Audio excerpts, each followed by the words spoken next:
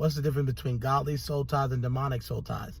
So there is such thing as godly soul ties. A godly soul tie would be your spouse. You have a godly soul tie with your spouse. When you're married, you have a godly soul tie. That is a soul tie from heaven. That is a godly soul tie. A pastor, a church.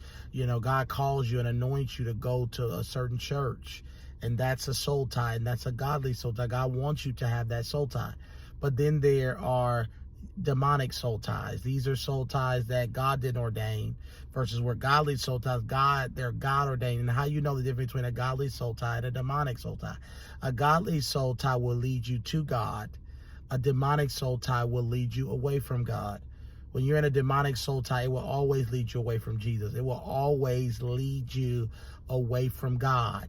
And will drain you and be abusive and be demonic and will pervert your faith.